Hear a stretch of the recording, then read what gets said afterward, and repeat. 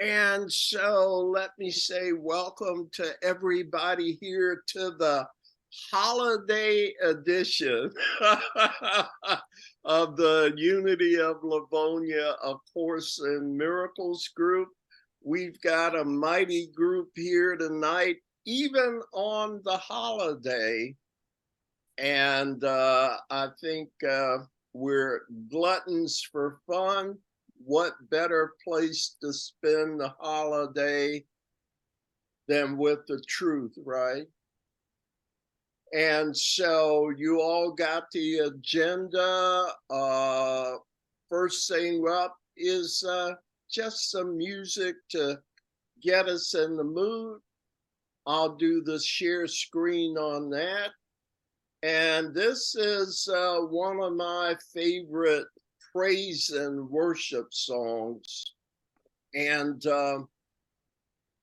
it's called Faithful. See what you think.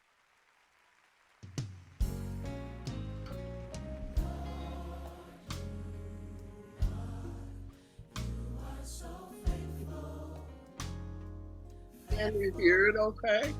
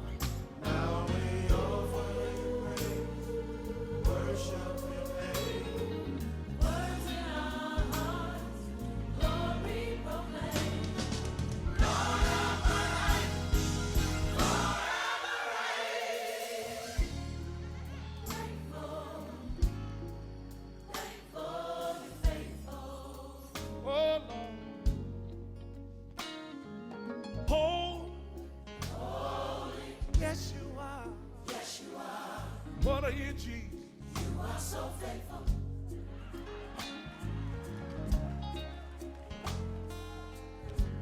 Maybe I can get somebody over here that believes what I'm.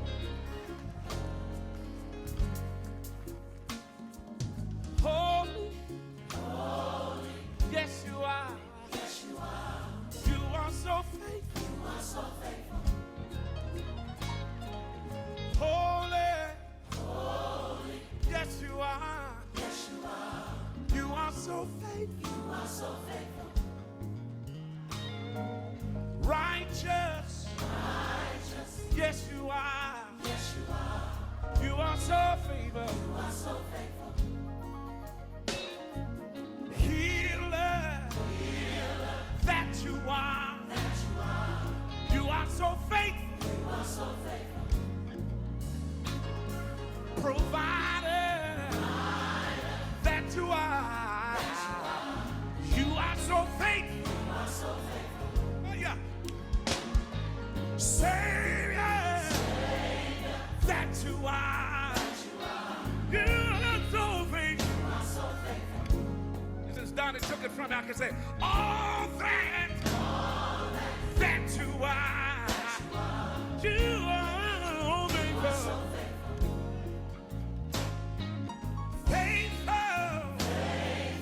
faithful. You are so faithful. You are so faithful. Lord, have mercy. Let's put it together. Holy, righteous, healer, provider, Savior, Savior, Savior, Savior.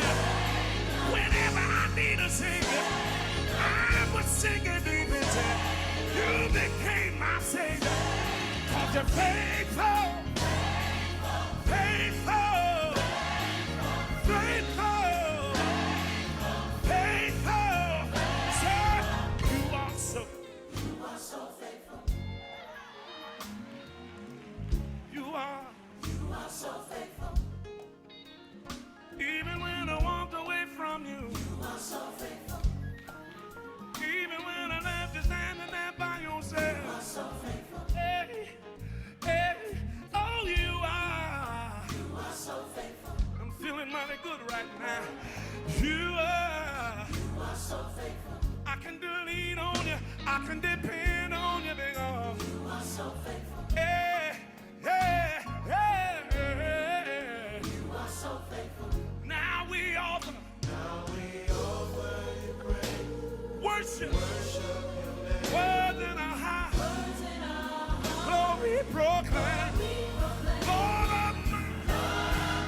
Forever reign. I'm so grateful. Thankful. Lord.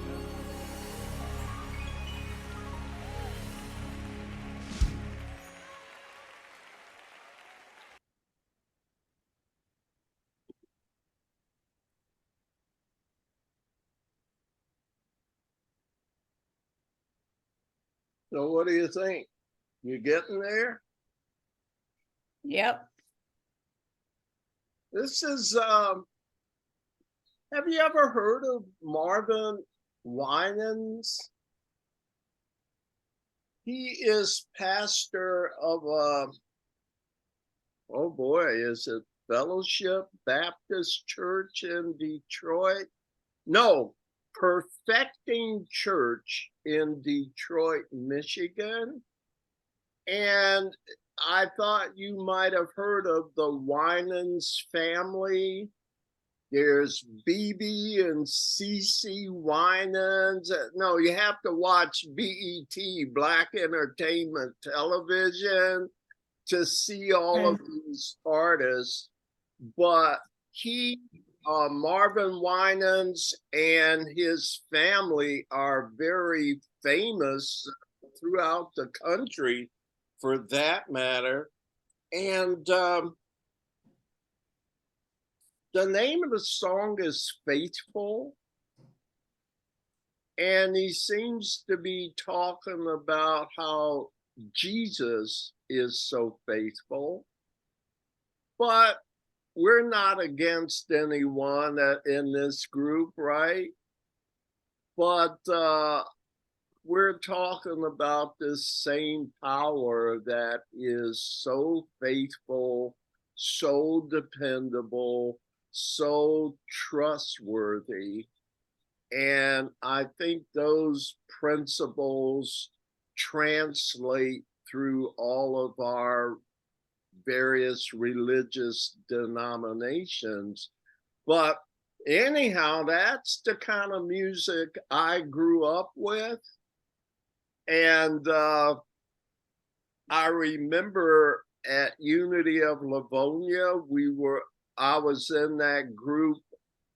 Hilda, were you there? Uncomfortable Conversations with a Black Man. Were you in that group? No. I was, yeah, not in the Yeah, one you with you, could but I have took said- it. Yeah, yeah. And I asked our pastor who was facilitating the group, can't you play some Black music sometime at church? It was part of your outreach to Black people. And Reverend Cindy did. Yes. I think she played this very song for church service, and making some headway. I like all kinds of music, but man, I go to the Black church and it gets me up out of my seat. It just draws something out of me with praise and worship. So I hope you'll indulge me for that tonight, my friends. Is there anything else you want to talk about before we get into our study tonight? Well, I would like to say something, James. Mhm. I grew up in a Black neighborhood in Hartford, Connecticut. Yeah. Uh, I was born and raised into the Catholic Church, went to a Catholic school in the same neighborhood, but 2 blocks away, the Catholic diocese bought a 3-story, 6 room, a 6 apartment building and Mhm. turned it into a church. It was only 2 blocks from our church, which was the same denomination, but they Yeah. put two priests in there who had. Now this is from 1945 to 1955. I'm talking, so I'm talking way back. Yeah.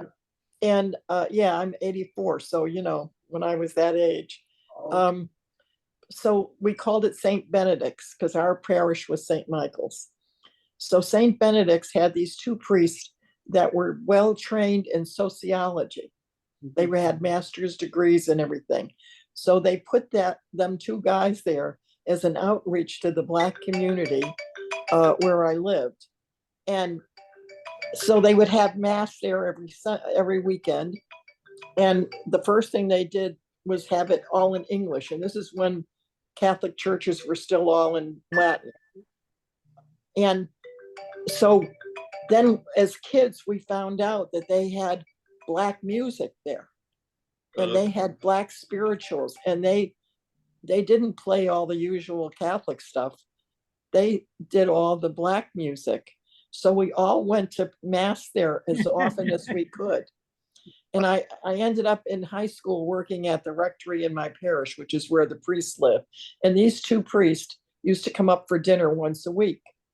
And they would kid me because, I was 14, 15, 16. And they would say, "Oh, there she is, the fallen away Catholic."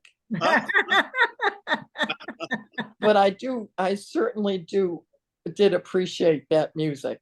Yeah. Yeah. Hey, that's good to hear from the other side. There's some connection with you as well, huh? Oh yeah, definitely. My whole neighborhood was, yeah. Thank you for It that. was it was kind of a disaster neighborhood, but we loved each other. That's great. Thank you, sweetie. Thank you for that. Anybody else comments? Oh, you can't wait to get back into psychotherapy. I know that. We are working on the process of psychotherapy, and we did sections Roman 1 and 2. So tonight we start section 3, the role of the psychotherapist, on page 8. So do you all have that there? If so, we can get our reader numbers assigned. Okay. Pat is number 1, Debbie 2, D 3, Sweetie 4, Hilda 5. To pass, please. You're passing? All right, dear. Sorry. That means Sue is 5 and No, hello. I'm passing. I don't have the book. Oh, all right. Hey, Sue, I sent it to you from You last did? week. I And, didn't get it. yeah, Or check maybe your I thought it email. was something else.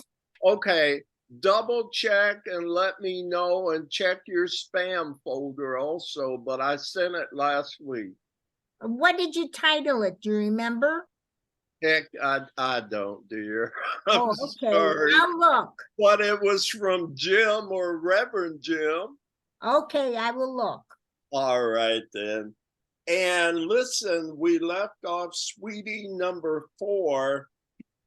And so, Frank, welcome. I saw you come in. I thought, yeah. Hey, Frank, you there?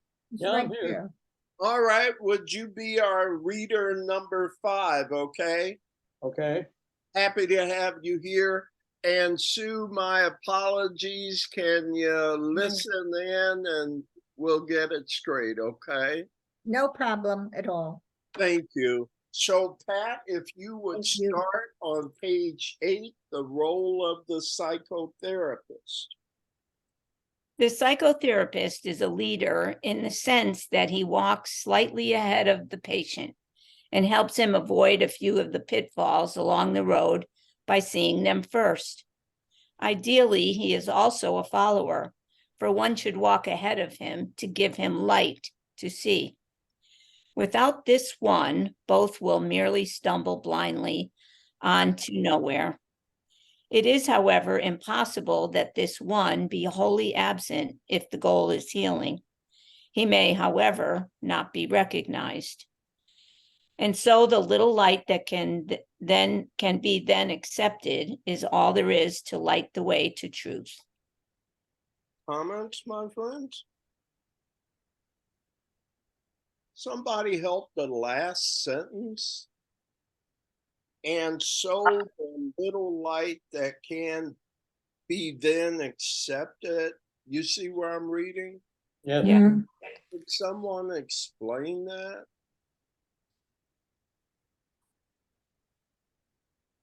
What's the little light?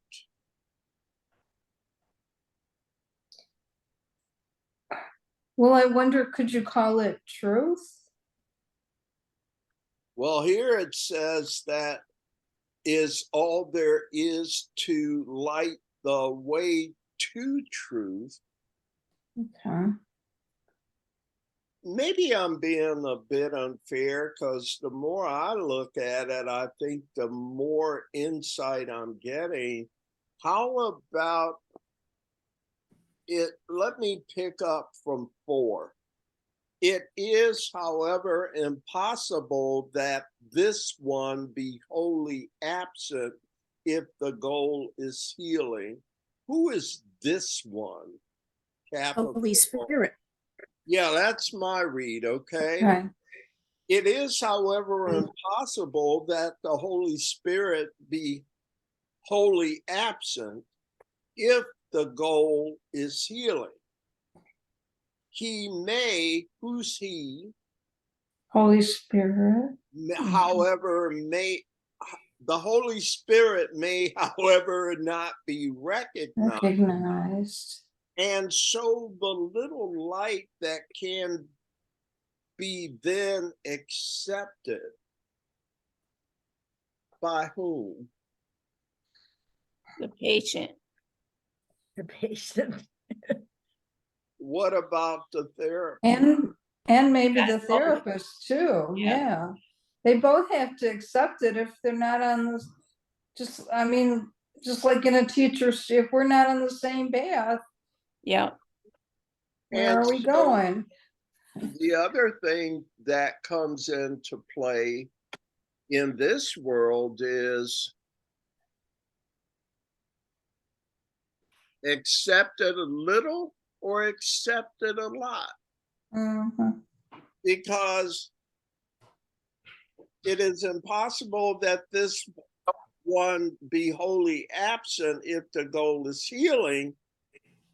He may, however, not be recognized Right. or not fully recognized by the choice of the patient or the therapist. And so it is to this degree that the light makes itself known. All right. I also think it goes back to sentence 2 in that first paragraph. Yes. Ideally, he, which is the psychotherapist, is also a follower, for the Yeah. one with a capital O Yes. should walk ahead of him to give him light to see. So it just confirms what you just said, Jim. So I don't know if it was on ACIM talks on Monday or with this group, but do you know what the word latent, Latent, means? Like And a sleep. whoever's fast on Google, yeah, latent. It means something not seen easily. Yeah, like a sleep. Look it up for me. Yeah, asleep is getting there. You know, Not fully conscious. how about the word potential? Okay. There's that, yeah. Yeah, it's hidden Yeah. inside and it could come out, but maybe not. It's there, They're not but ready. it's not in use. It's not ready. Right. Remember, an analogy would be stem cells in the body. Mhm. They have potential to become whatever kinds of cell you want them to be. So if you take a stem cell and put it in the heart, it becomes a heart cell. If you take it and put it in the stomach, it becomes, you see what I mean? So Yeah. it's a power awaiting a specific application. Now, Yeah. I guess you're wondering how I got into all of that, but Sue, you had your hand up. What's Yeah. going on? When you're talking about a psychotherapist, are you talking about a real psychotherapist?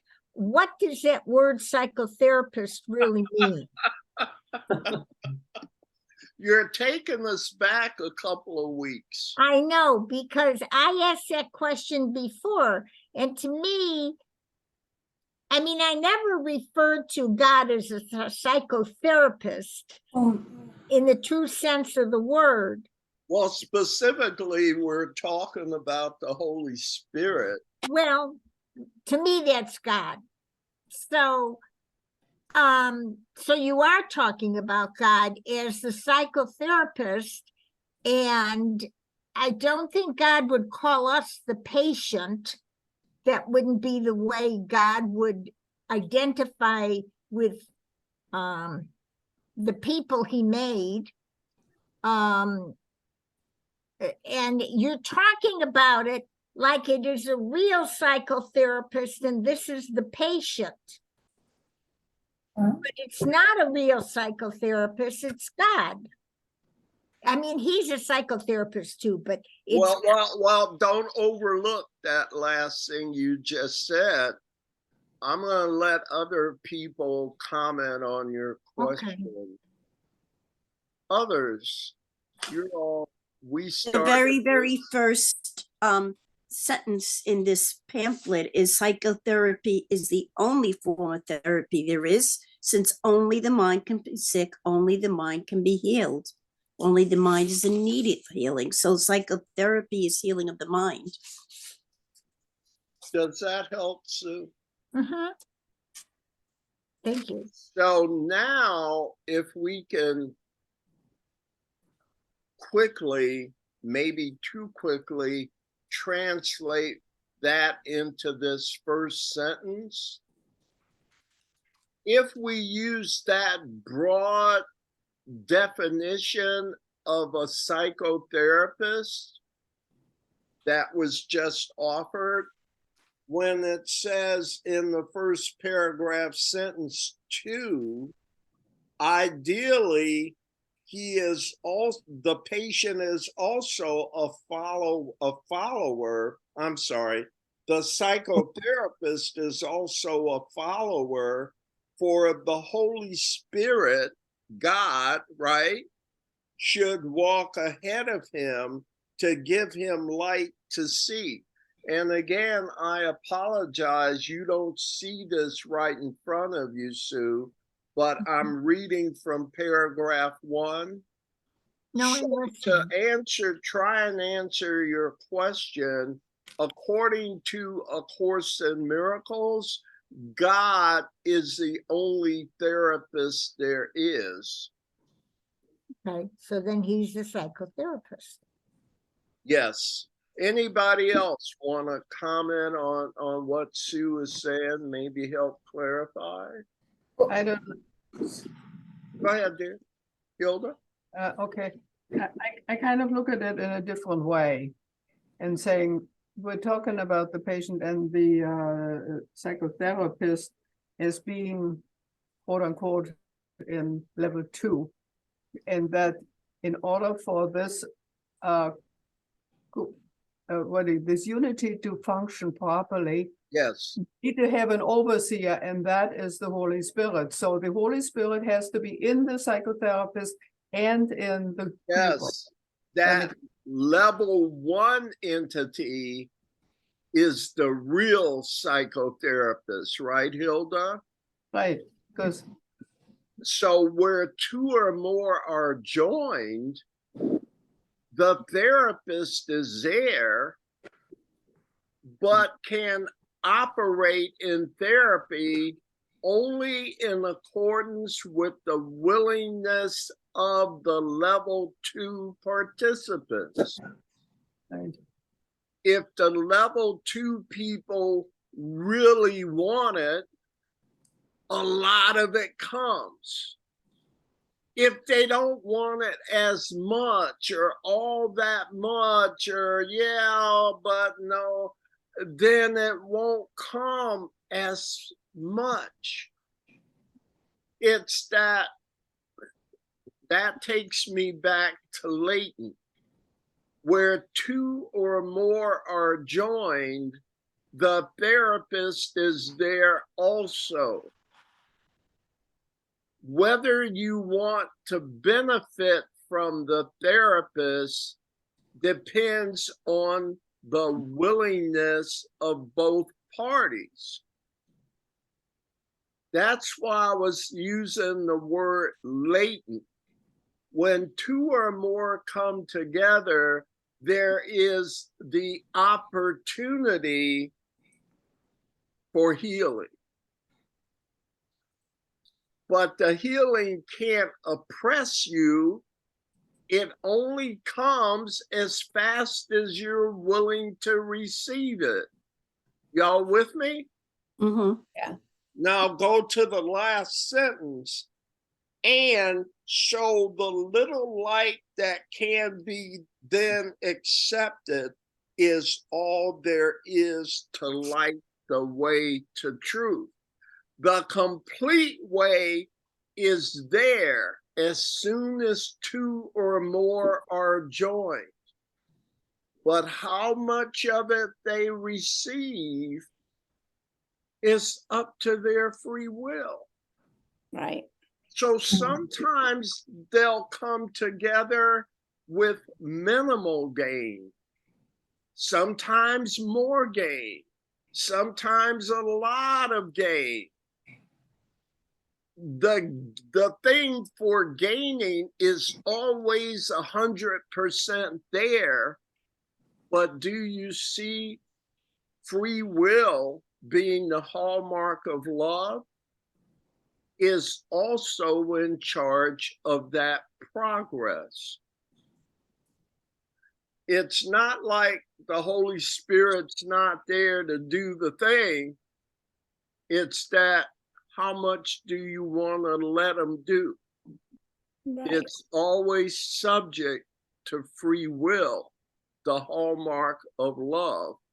And boy, was that a long way for me to get into that last sentence. But I think I went full circle. What do y'all think? Done good, Yeah. Jim. Okay. All Good right. enough to move on? Oh, Sue has something that looks like. Yeah, I just wanted to share, I was making a comparison. God can see through the eyes of God. He can also see through the eyes of man. So he sees both sides of the whole picture and the whole picture. It's Yeah, up. but if we're going to do a course in miracles, Wait, let's stick with that.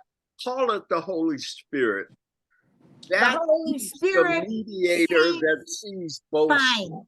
He sees both sides. Yeah. And of course, it's up to us to listen, to hear, and we have a choice as to whether we want to pursue this or Yes, not. yes. I just want to make a very important point. And it may be off base, probably is. a psychotherapist, as we know it, has a skill that they went to school to learn. It's a skill. It has nothing to do with how they run their lives. It has nothing to do with what they personally believe and what they actually do. They have a skill. Your great therapists have an ability to go beyond. It's just that it's going to be hard to follow that path continuously, Sue, because, and again, it's a disadvantage that you don't have this supplement in your hand. Well, I believe that Well, God has both, and I have no problem with Well, that. hold on. See, you're describing someone that goes to school and goes into a profession called psychotherapy.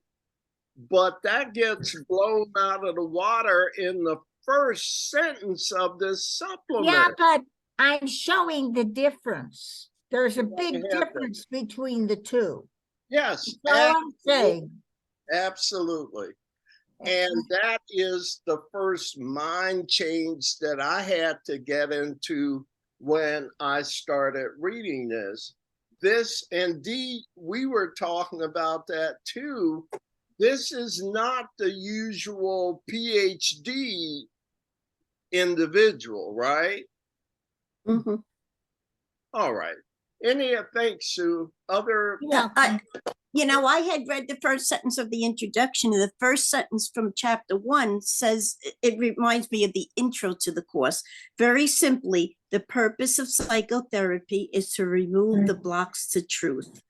Its aim is to aid the patient in abandoning his fixed delusional system and to begin to reconsider the spurious cause and effect relationship on which it rests. So it's about removing the blocks and healing our mind. and the first page of Which the is text that's all was psychotherapy. removing the blocks to love's presence. Right. You got it, or you had a comment, Sue? Sorry. No, I don't have a comment. I'm a hypnotherapist. I've had an awful lot of technique work. Oh, okay. Where I'm coming, what she just said is common sense, as far as I'm concerned. And I totally agree. Is about removing the blocks to truth. Right, All right, so we're all in agreement. right. Let's go to Okay. paragraph 2. Deb? Okay. Healing is limited by the limitations of the psychotherapist, as it is limited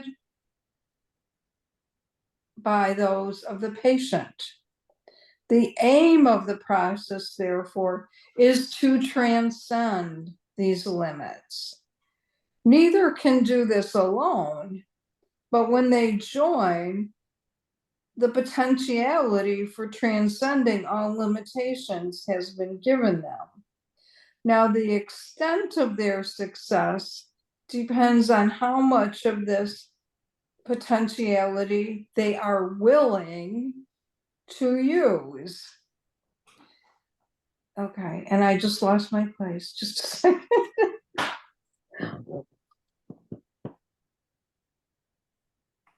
Okay, the Well, willingness may yeah, come from sentence either. 4. I got it. The Okay. willingness may come from either one at the beginning, and as the other shares it, it will grow. Progress becomes a matter of decision. It can reach almost to heaven or go no farther than a step or two from hell. Wow, that's what I was trying to convey at length before. I guess we could have read the next paragraph. But it does show I've never studied this, so I guess I'm in sync with the man, the Holy Spirit. Yeah. Hey, That was your word latent. They're using a Yes, potentiality here. That's exactly potentiality. what you were It's describing. always fully there. It's just how much of it do you want? it's always about willingness, isn't it? You see. All right. I feel redeemed somewhat. Any other comments here? Who's next? I am. It is quite possible for psychotherapy. I'll start again. It is quite possible for psychotherapy to seem to fail. It is even possible for the result to look like retrogression. But in the end, there must be some success. One asks for help, another hears and tries to answer in the form of help. This is the formula for salvation and must heal. Divided goals alone can interfere with perfect healing. One wholly egoless therapist could heal the world without a word, merely by being there. No one need see him or talk to him or even know of his existence. His simple presence is enough to heal. Thank you. Comments?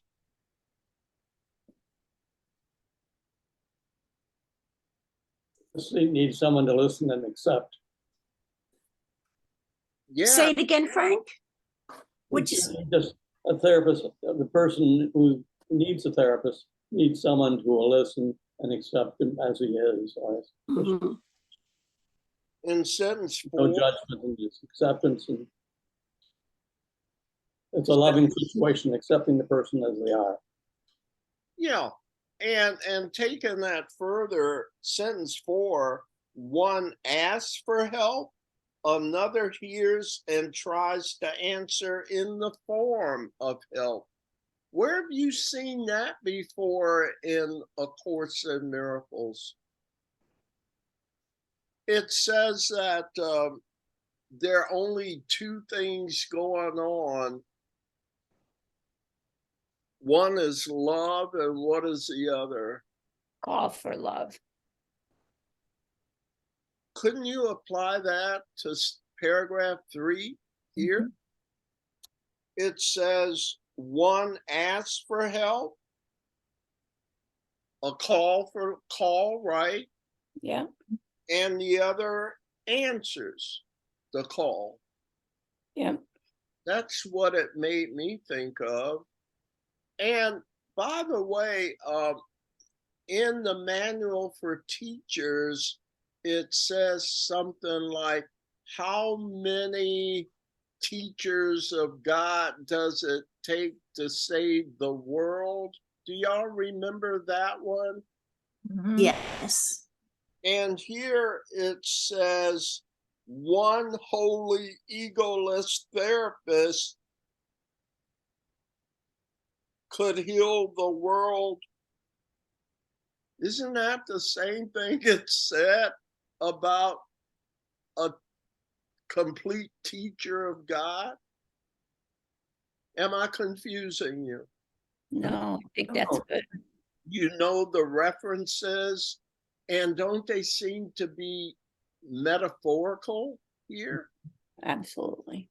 One is called a therapist, completely egoless. The other is called a completely egoless teacher of God. And back where Jesus talks about awe is not an appropriate reaction to me. I have only one thing and you have something else, which leaves me in a state which is only potential in you. Aren't they all talking about egolessness? Mhm. Yes. So I've seen it in 3 places in the text, in the manual for teachers. And now here's that same metaphor in the role of the psychotherapist. That's my comment. Anything y'all want to say about it? I love the sentence where it says you don't even need to be in person. You just have to be in their presence, and it's enough to heal. What sentence is that? Oh, I guess Sentence I 8. guess sentence and 9, no one need see him or talk to him or even know of his existence. His simple presence is enough to heal. Depending on And what. it's true. His acceptance. Yeah. Okay. So simply being present isn't enough when you're dealing with people to whom you've given the gift of free will. Yeah, Even but my presence can't make you do it if you don't want to. Yes, Steve. right. However, I don't know. I have a however to that, because no, it's not that it's forced on you, but before I was even on this path, I started my guitar lessons because of my son was taking guitar lessons from a person who wound up being a Christian Scientist. I didn't know that. And I loved being in her presence. I loved it. So, because I brought my son every week to his lessons, I just sat in, the living room and I just loved being in her presence.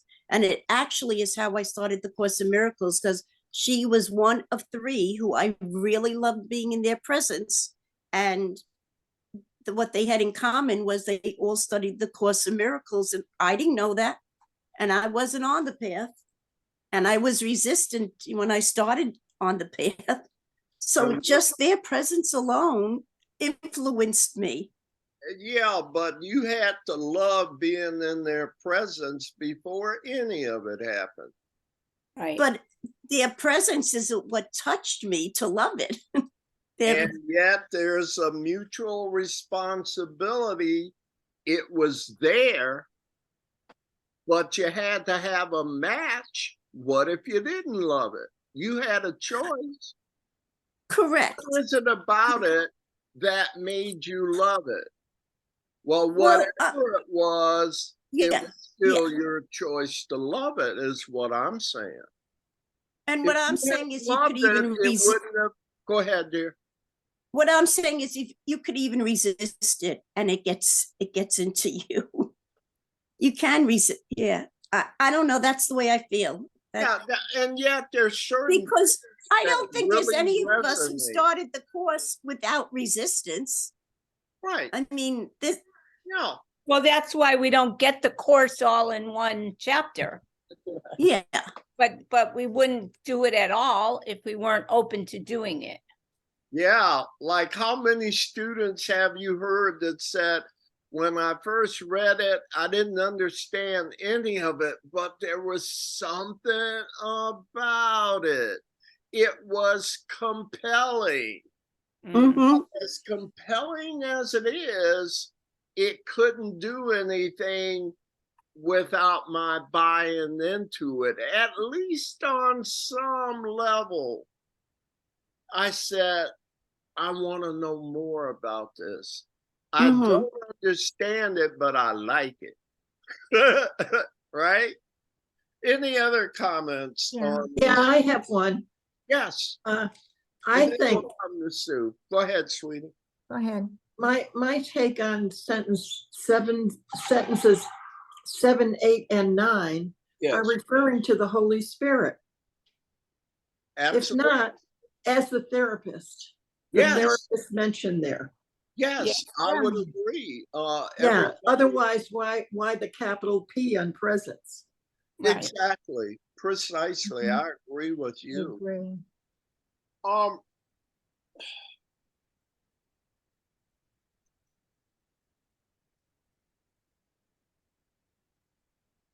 I will, I have, I guess, nothing else. I thought oh, wait.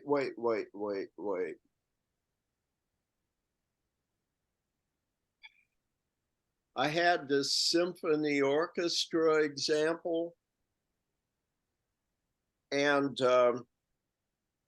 if you look at sentence 6, divided goals alone can interfere with perfect healing. But when we have everyone in alignment, kind of like the symphony orchestra, where we're all on the same page, extraordinary things happen, magical things happen. You get this confluence of 50, 60, 70 different instruments. But when they all play together with a unified goal, it's extremely transformative. It's miraculous. It's the miracle of synergistic effect. How many know what I mean? Synergistic effect. Sue, you know? Oh, I left you all with a It's what I comment. call a symphony in harmony. It's where, yes, the sum now is equal to more than the individual parts. So when I get all of these instruments playing together, they create a whole new instrument. It's transformative. It's a symphony orchestra. None of the individual instruments can make that sound, but they can make it when they play together. Mm. So do you see that same relationships when the real therapist, the level 2 therapist, and the level 2 patient come together in one accord? Kaboom, right? Big things can happen. But they're not saying the level 2 therapist, they're saying the level 1. One holy, egoless therapist could heal the world without a word by simply being there. Well, So they're saying go ahead, dear.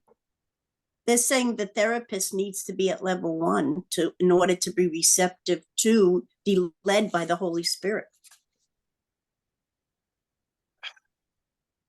There's a party of 3 involved here in this whole discussion since paragraph 1, correct? Yeah. So that's where I'm coming from, is if we can get the earthly therapist, the earthly patient to come together with the level 1 therapist, y'all follow me? The Holy Spirit, big things happen. Actually, I think. And that it says that in the very next sentence. Yeah, it does. Where's that? The very next sentence, paragraph 4, says that That's a All right, 20. so you want to go to the ideal therapist is one with Christ. That's what we're saying. all right, sweetie, pick up right there. Aren't you next? Yeah, I am. Yeah, I'm gonna see if I shut up and we all read how that works. How's that?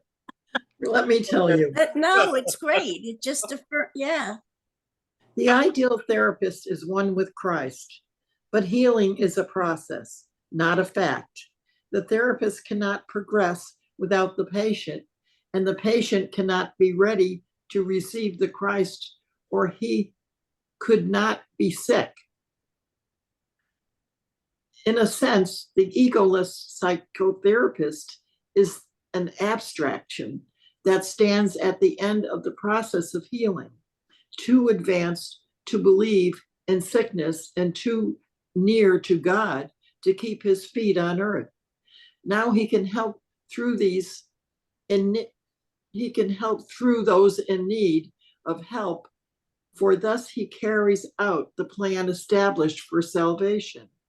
The psychotherapist becomes his patient, working through other patients to express his thoughts as he receives them from the mind of Christ. What say ye? I'm staying out of it, but what a beautiful paragraph. What do y'all?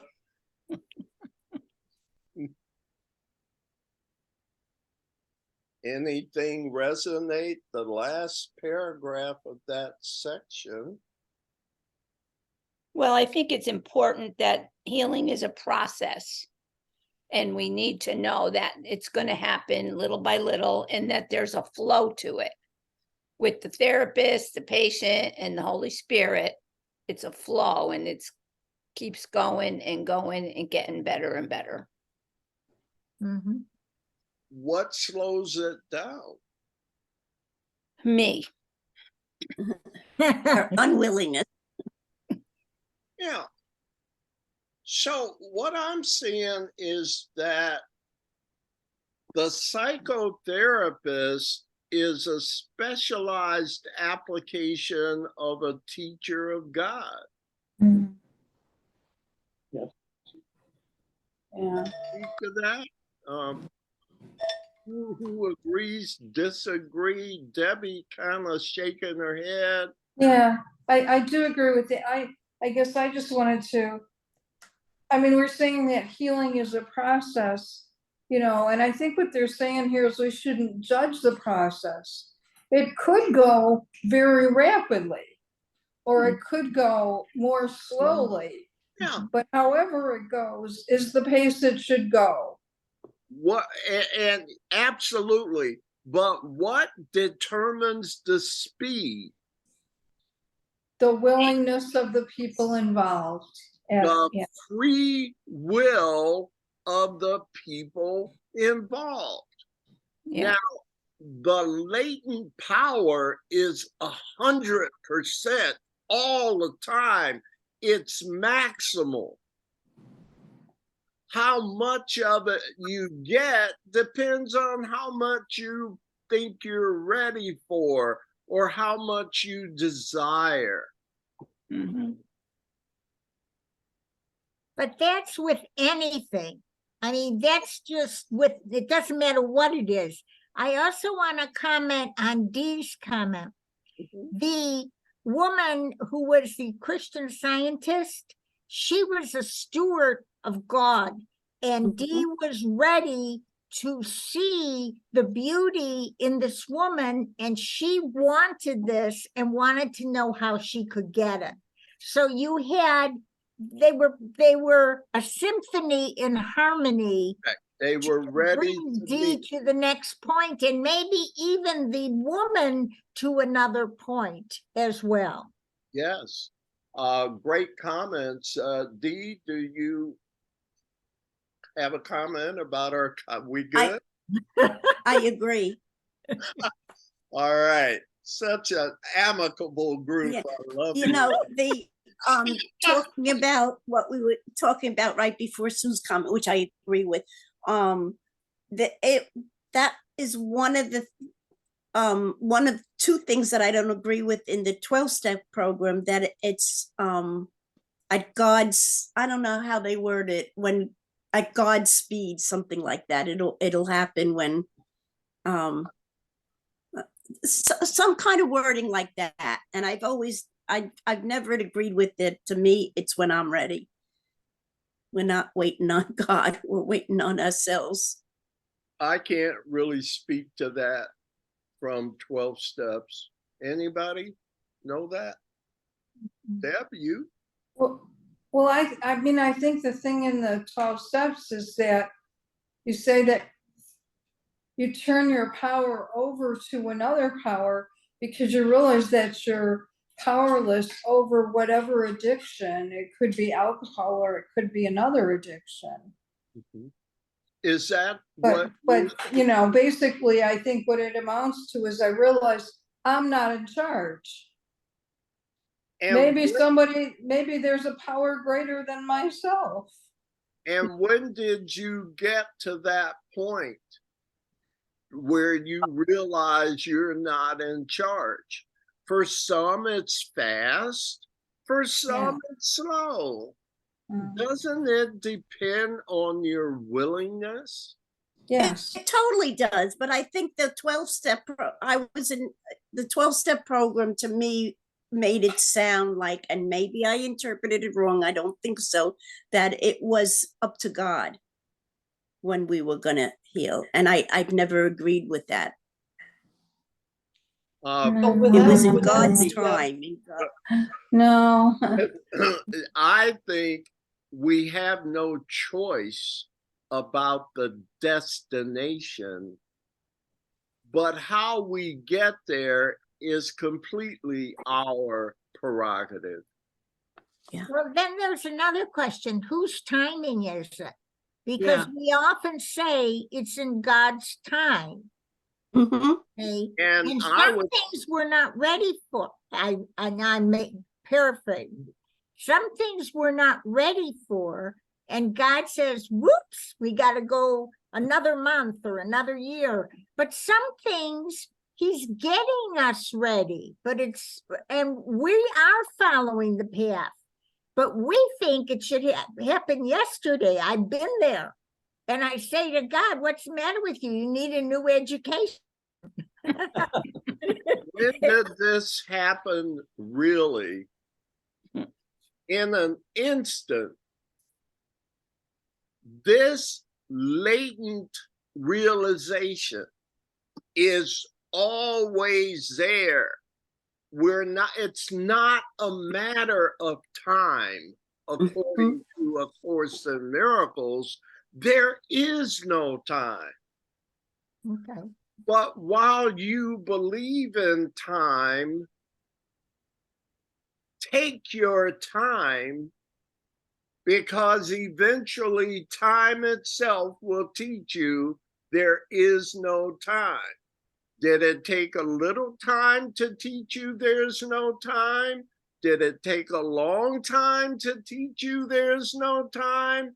What the hell difference does it make if in the end there's no time? So you say it took me 1,000,000 years, it only took you 3 years or 3 minutes. I can wait 1,000,000 years. What's the harm to me?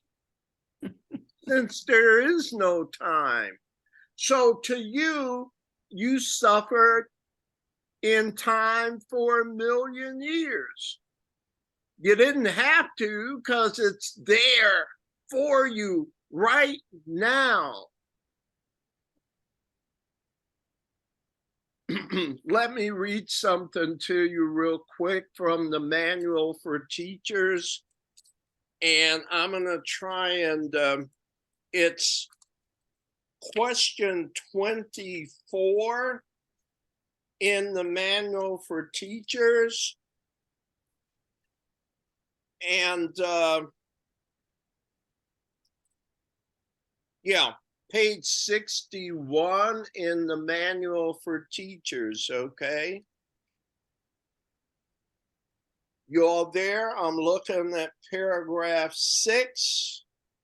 I'll start at sentence 3. Atonement might be equated with total escape from the past and a total lack of interest in the future. Heaven is here. There is nowhere else. Heaven is now. There is no other time. No teaching that does not lead to this is of concern to God's teachers. So I love you, brother. I love you, sister. Take your time, because there is no time. Time is an illusion. But the Holy Spirit can even change the purpose of the nothingness of an illusion. It went from being nothing to having a mighty purpose. It allows you to exercise your free will, even in an illusion. How long do you want to take? Take your time. I can wait. Why? Why can't I wait? Why can't I afford to wait? Because there is no time. Do you see it? Hmm. Isn't that loving? Yes. Yeah. Who's next? We finished that section. Can we tackle a little bit more? Our next reader I'm showing is Frank, right? Where are we starting on? We are on page 9, the process of illness. Got it. Go ahead. Go ahead, sir. Okay, number one, as all therapy is psychotherapy, so illness is mental illness. It is judgment on the Son of God, and judgment is a mental activity. Judgment is a decision made again and again against creation and its creator. It is a decision to perceive the universe as you would have created it. It is a decision that truth can lie and trust be lies. What then can illness be except an expression of sorrow and of guilt? And who could weep but for his innocence? Comments? No, I'm gonna ask about that last sentence, don't you?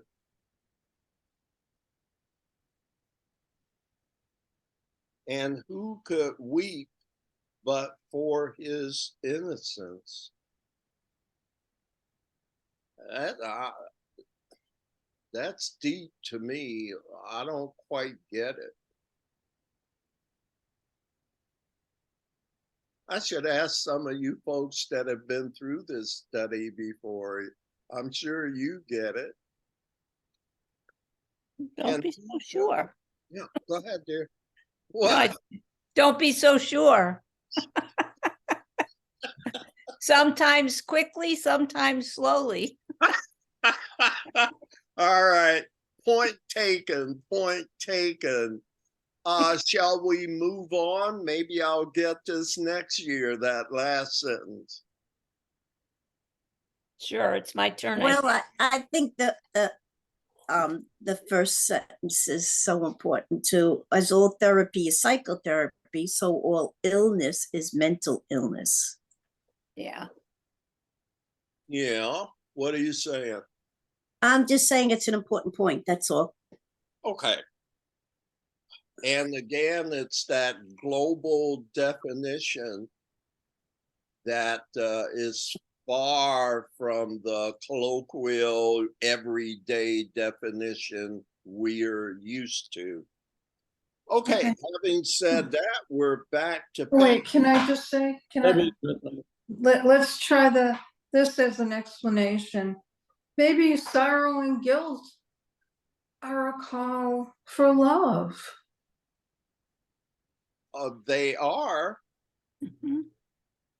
But if you could see it as that, the call could be answered. The answer is always there, right?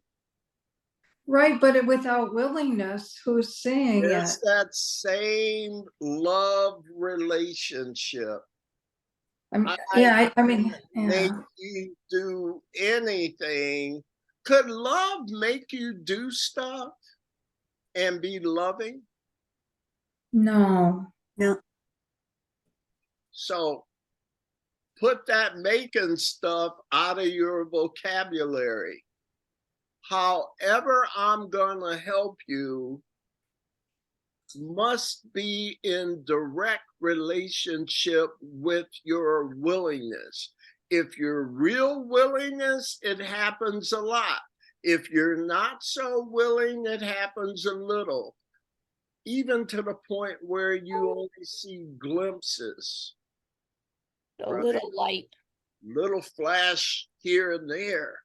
But as your willingness increases, that little glimpse of light gets to be a steadier and steadier beam, not because the light changed, but because your receptiveness changed. Isn't that how love should work? Even for hardheads like me and some of you. Jim, you talking to me? Hey, you talking? No, not you, Pat. Let's all jump on Frank tonight, okay? All right, where are we? I think it's my turn. Yes, ma'am. Once God's Son is seen as guilty, illness becomes inevitable. It has been asked for and will be received. And all who ask for illness have now condemned themselves to seek for remedies that cannot help, because their faith is in the illness and not in salvation. There can be nothing that a change of mind cannot affect, for all external things are only shadows of a decision already made.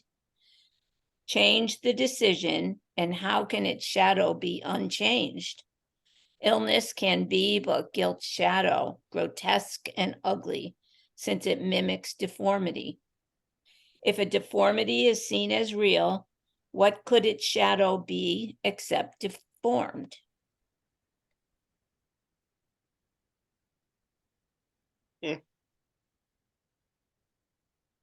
I'm just reflecting on the last sentence. Yeah, if a deformity is seen as real, it would cast a deformed shadow as well. Mhm. Comments, my friends?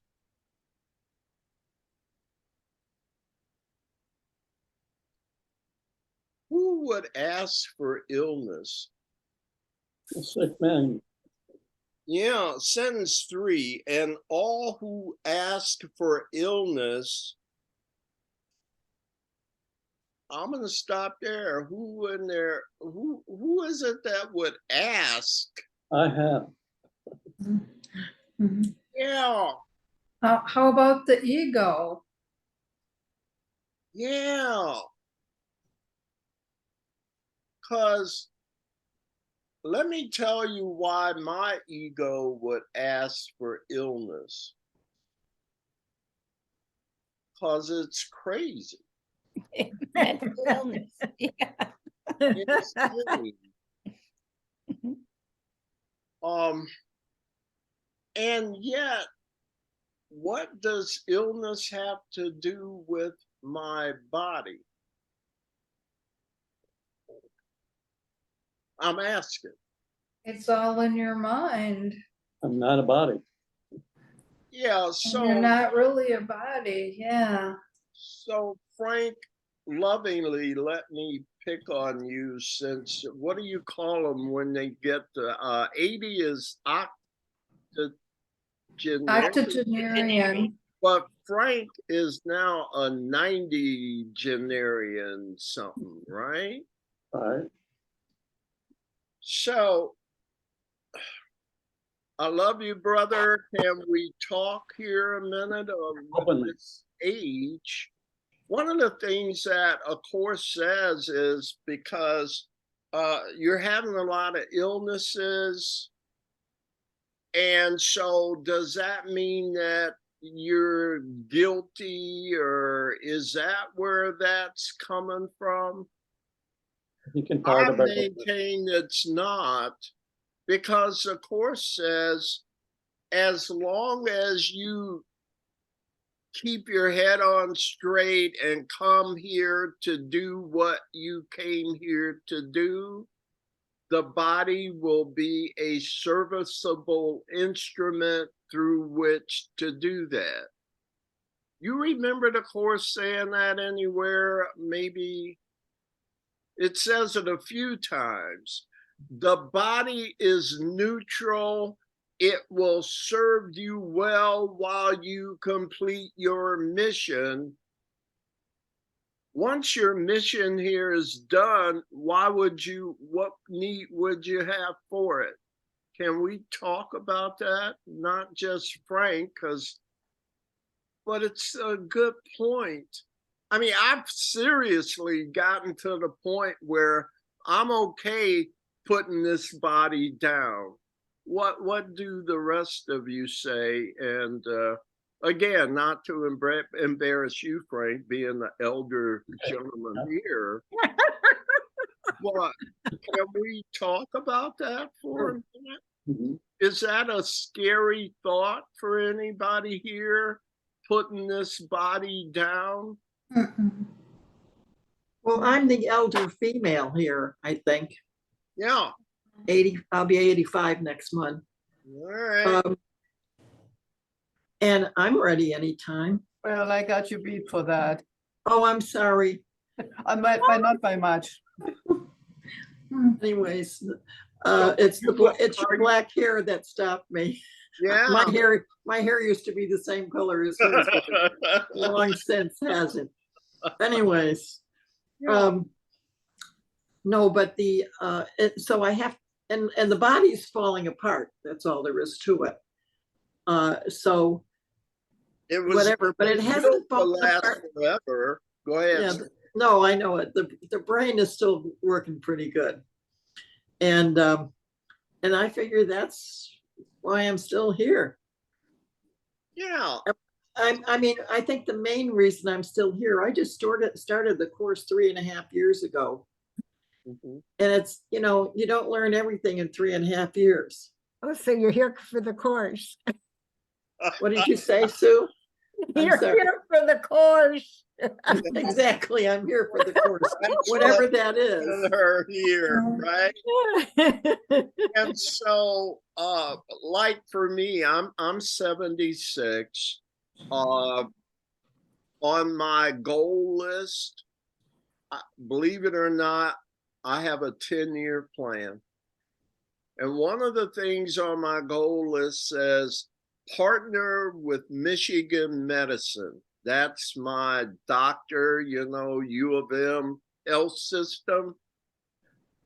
I go out of my way to get my shots, to do my preventive health care, to do all those things, and try and keep this instrument serviceable here in level 2 as long as I can. I have a personal trainer. I exercise twice a day. I do it not because I'm scared of losing the mechanism, but because I appreciate it as the vehicle I use here to do my work. Mhm. So I have a car, I take good care of it.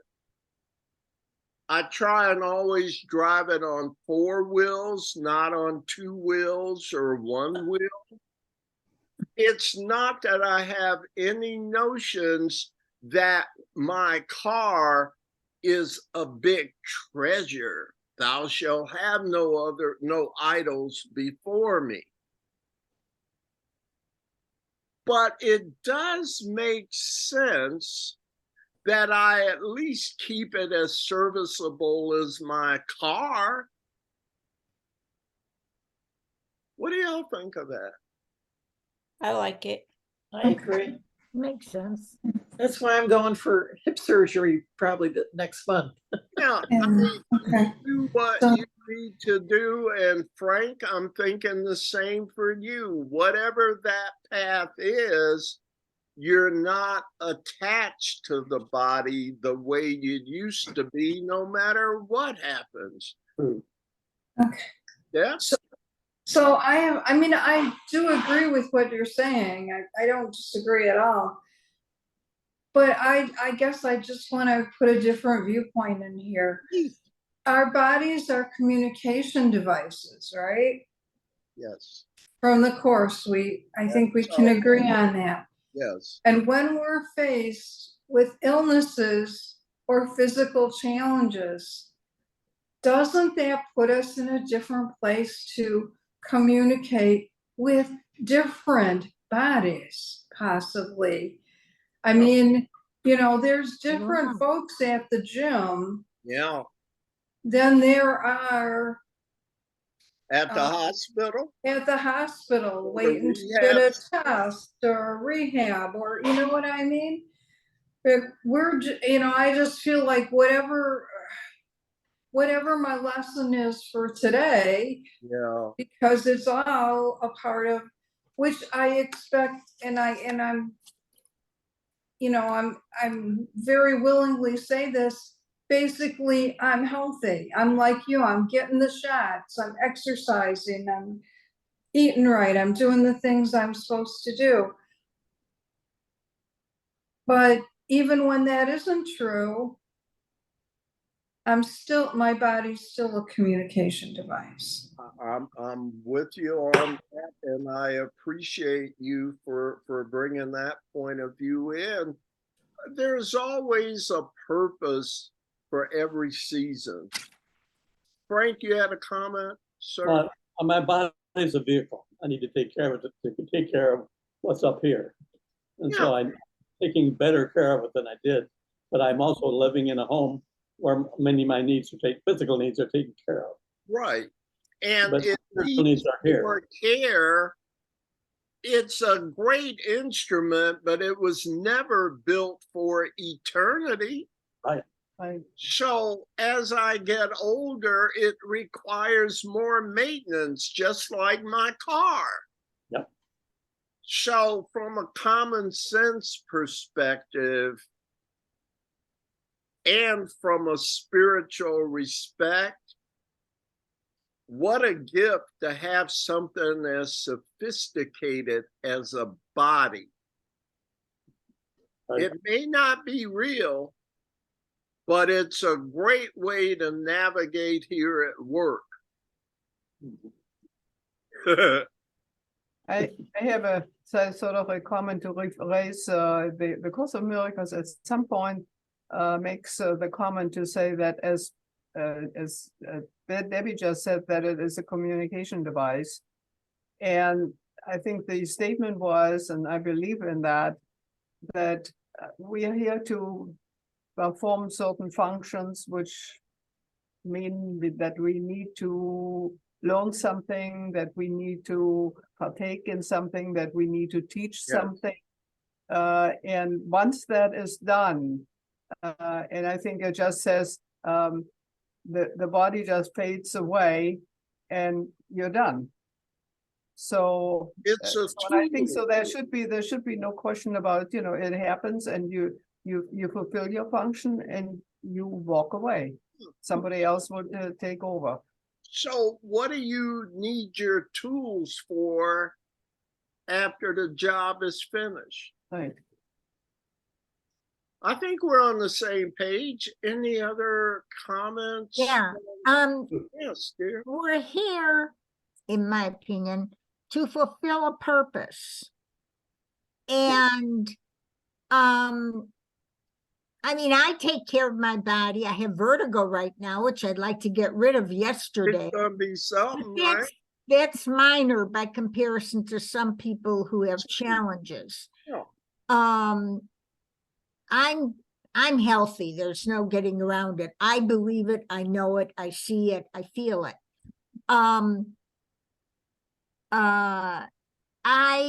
We all have a function and we're all going to leave. And where I question, and I'd be better off if I didn't question, is how people leave, how they leave. Some Wow. people leave in great pain. Yeah. Some people leave in their sleep. Some people can handle their leaving, like Al's an example. He was sick for 7.5 years and he watched himself disintegrate, and yet he did a ton of stuff that really was enjoyable in life. But I really question why those things happen. Do they happen logically because we said we wanted to leave that way? If that's really correct, then some people are really pretty nuts. I hear you. A But lot of it is free. my question is how we leave. And some people leave in great pain for a long time. Yes. And I don't have an answer for that. I don't either, really, just the set of beliefs that I'm getting from A Course in Miracles. Listen, here's the possible. From what I've heard, and if you even believe in the Jesus story, Jesus was crucified and he didn't seem to complain much. So there's an example for me of how I can go out And then there are other folks that go out kicking and screaming. I'm not saying one is better than the No, other. I don't judge It's that. just the same wide spectrum that you just talked about Mhm. how we conclude this leg of our journey, isn't it? Yes, when Al left, he left fast. He left within 3 days. Yeah. They thought he was going to go off of hospice. I did too. We were going to have another miracle. 1, 2, 3, he was gone. Yeah. I don't have an answer for that. I could only say it was his time to go. He finished his work here. They made a decision. He made a decision, and he went fast when he went. And he was lucky in that regard because some people go very slow. Any comments from any of Yeah, I still, it seems to be my night to talk, and I'm going to give one more comment. My husband, for the last, let's see, from 04 to 5 years of his life, was severely demented, not with Alzheimer's, with just regular senile dementia. Yeah. He had been a great guy before that, and but I learned so much about him, about me, and about life in those, and they were extremely difficult on me. I won't go into detail. Yes. It just was very hard. Yeah. And I was relieved when he died. I didn't even cry. I was relieved. Yeah. But I did, because of course what happens is you're grieving for those 5 years. Yeah. But it's what I learned. I learned that I was a loving person. I wasn't too sure before that. Mhm. And but my treatment of him, in spite of his craziness, and it was crazy, and he was a strong guy. But And from all the difficulty and pain, all things are lessons God would have me learn. It sounds like exactly. He gave deep gifts. But And I don't know if he learned anything, because I don't think he was capable of it. But he taught me, and other friends of ours, but particularly me, because I was his caretaker. yes. And yet, even though it's unknown, if all things are lessons God would have us learn, Yeah. there were lessons in this process for your husband too. You may not be aware of it, right? Exactly. That's what I have to assume. Yeah. And that's all I'm left with too, is my notions, my beliefs, my common sense. But I know a lot of tragedies, quote unquote, have had silver linings for me as well. Pat, thank you for that testimony. And I've been working a few weeks now to get you to talk. And if you guys don't know, one of my objectives is to get us talking. And the way you get people talking is to develop trust. Yeah. So I work on trust. Hopefully it bears fruit back like I'm seeing. I appreciate all of your participation tonight. Closing statements. Sue, did you have one more? Well, I just wanted to give an example that is a very beautiful example. I can't remember her name, but there is a woman whose child was 6 years old and was killed in the Sandy Hook shootings. And she began an organization not only to help the victims, the families, and the children left behind, but to help the abuser or the killer as well. And she has come to forgive the person who killed her child, and she really means it. I heard the interview. I know how she did it. I know what she did. And it's an amazing story, but it's a story that the way I looked at it is that she took God's hand and together they went through this experience. Now I hail her because of what she's doing right now. And she has forgiven the killer, and she's corresponded with the killer or with his family. Oh, So, I few mean, examples of that now. I agree. So it's a different way of looking things that seems to be maybe slowly, but gaining momentum in how people see things that happen here. So I appreciate that example came up for you, Sue. Absolutely. Forgiveness, right? Oh, Now, not for the other people, but it makes a better way through for me. It works. Other comments before we close? I appreciate y'all being here, and I think we have some good conversations. We're at the level that I think we can get a lot out of this study too, don't you? Yes, thank you. Yeah, Yep. absolutely. So if there's nothing else, I'll ask Hilda to come on board and close us out tonight, please. Okay. The light of God surrounds us. The love of God enfolds us. The power of God protects us. The presence of God watches over us. Wherever we are, God is.